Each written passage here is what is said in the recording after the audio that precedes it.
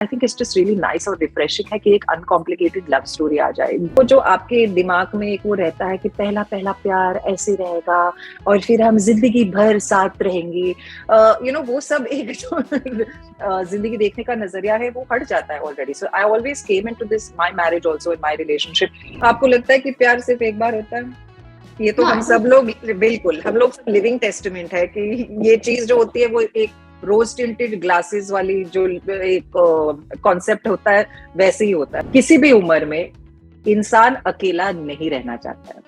तो या आप अपने आप को अपने बच्चों में बिजी रखें या अपने फ्रेंड सर्कल के साथ बिजी रखें, लेकिन फिलहाल हमें एक ऐसा कोई शख्स चाहिए हमारी जिंदगी में जो हमें special feel. Hello hi, welcome to NT live. मेरा नाम भावना है और ma'am I just want to say one thing. देर लगी आने में तुमको तुम आए तो, because I was like literally ticklish. तो सुबह से मुझे फील हो रहा है और oh my god, I can't say anything. मतलब मैं क्या बोलूं? नहीं, बोलना तो पड़ेगा ही भावना। इंटरव्यू तो बोलना मत बोलना कि काम से। या sure sure sure. So ma'am, अगर हम बात करें कि काफी शायराना सा नाम है इश्के नादा, जो कि जियो सिनेमा पर स्ट्रीम होने वाली है कुछ ही दिनों में। सो शायरी से शुरू हो रही है ये। जब हमने ट्रेलर देखा, टीजर देखा, तो शायरी से शुरुआत हुई है। आपने कितनी शायरियां इस फिल्म में बोली है, कुछ आइडिया? फिलहाल थैंक गॉड मैंने नहीं बोली है, मोहित ने तो बहुत बोली है इस फिल्म में। मोहित बहुत बोलता है शायरी इस फिल्म में। बट जैसे आपने कहा बिल्कुल वैसी ही फिल्म है, एक बहुत ही poetic, beautiful, uncomplicated, heart warming film है अबाउट रिलेशनशिप्स। मैं नहीं कहूंगी about love but about relationships. Relationship.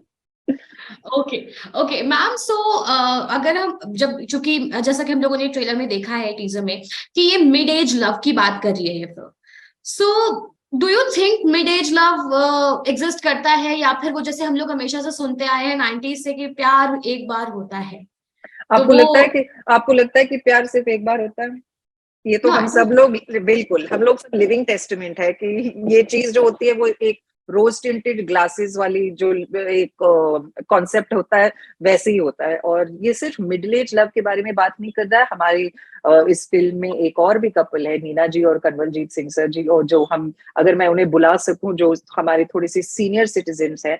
Neena जी मुझे थप्पड़ मारेगी मैं उनको सीनियर सिटीजन बुलाऊं, लेकिन I think it's very important. और हमने देखा है कि हमारे जो पेरेंट्स या ग्रैंड पेरेंट्स के जनरेशन के लोग होते हैं, हमें लगता है कि अगर कभी कभी अगर उनके पार्टनर्स गुजर जाते हैं या उनके डिवोर्स हो जाते हैं, तो हमें लगता है कि नहीं, आपने अपनी जिंदगी जी ली है, अभी आप इन चीजों में कैसे पढ़ सकते हो, ऐसे क्यों है, आप उनसे बात मत कीजिए, आप ऐसी फ्रेंडशिप कैसे कर सकते हो।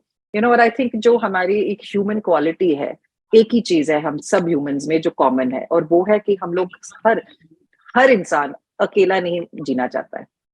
किसी भी उम्र में इंसान अकेला नहीं रहना चाहता है। तो या आप अपने आप को अपने बच्चों में बिजी रखें या अपने फ्रेंड सर्कल के साथ बिजी रखें, लेकिन फिलहाल हमें एक ऐसा कोई शख्स चाहिए हमारी जिंदगी में जो हमें स्पेशल फील करवाए, जो हमें लगे कि नहीं, ये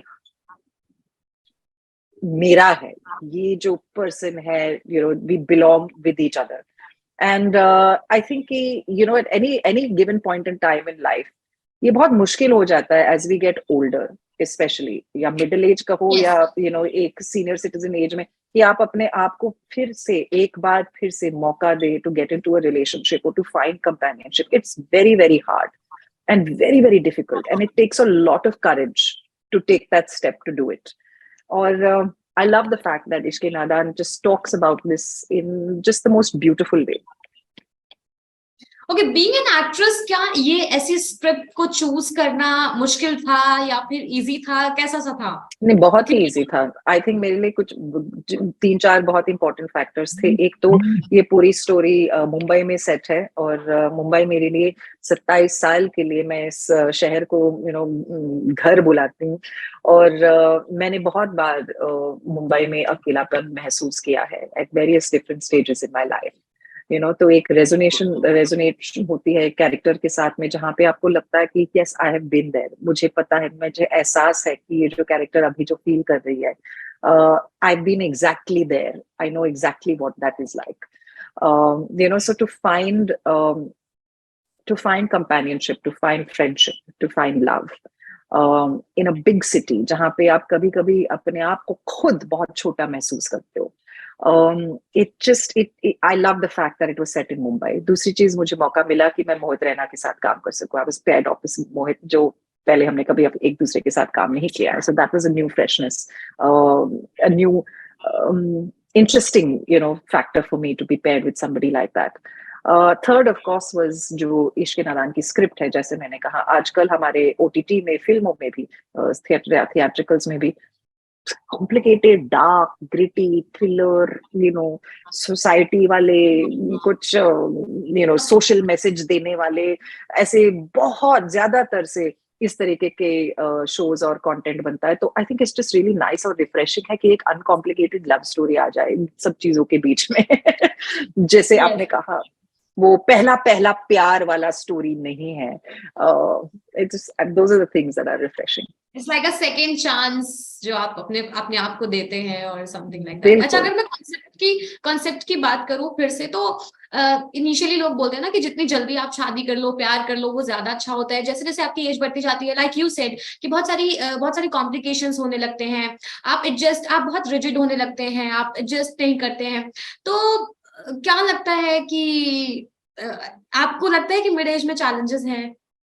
अगर आप एज में जो जरूर चैलेंजेस है, वेल फिलहाल मेरी शादी 12 साल से हो चुकी है। I have been married 12 years now. और जब मैंने शादी की तो मैंने कम उम्र में शादी नहीं की थी। तो आई डेफिनेटली फील, और ना ही महेश ने कम उम्र में शादी की थी, हम दोनों अपने 30s में थे।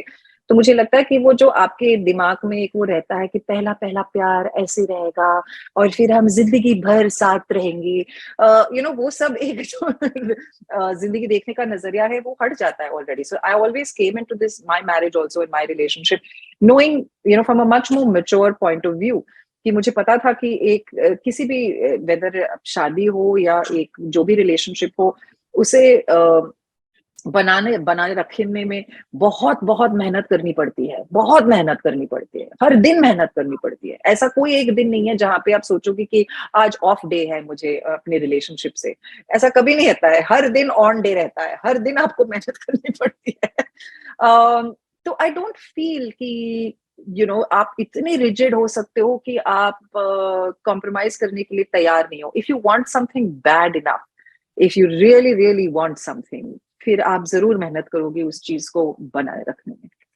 श्योर मैम, बस वन लास्ट क्वेश्चन कि क्या आपको लगता है कि ओटीटी के आने से सभी एज के लोगों को एक्टिंग मिल रही है? लाइक जो बैरियर्स थे ना, जो एक माइंडसेट था कि एज हो गया या फिर एक ब्यूटी ऐसी दिखनी चाहिए, ये सारे बैरियर्स खत्म हुए हैं क्योंकि ओटीटी आया है और सबको बराबर ये स्क्रीन स्पेस मिल रहा है। बिल्कुल, और थैंक गॉड ये एक नजरिया या एक सोच खत्म हो चुकी है।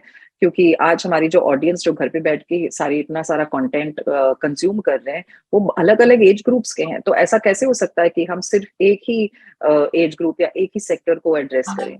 और आई थिंक बहुत ही अच्छी चीज है कि बहुत सारे प्लेटफॉर्म्स, जियो को ही ले लो, उनकी एक बहुत बड़ी स्लेट है इस साल में, और धीरे धीरे सब उनकी फिल्म्स और उनकी कंटेंट पीसेस रिलीज हो रही हैं। लेकिन वो फिलहाल नए राइटर्स, नए डायरेक्टर्स को मौका दे रहे हैं, जो पहले उनको कभी चांस नहीं मिलता था, क्योंकि हमारी पूरी इंडस्ट्री इतनी फॉर्मूला ड्रिवन थी।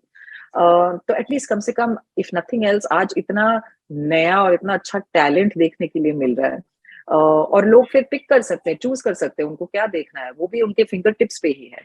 तो हमारे पास चॉइस भी है आज, not only just as an actor but even as an audience goer, कि मुझे क्या देखना है, क्या नहीं देखना है, क्या पसंद है, क्या नहीं पसंद है।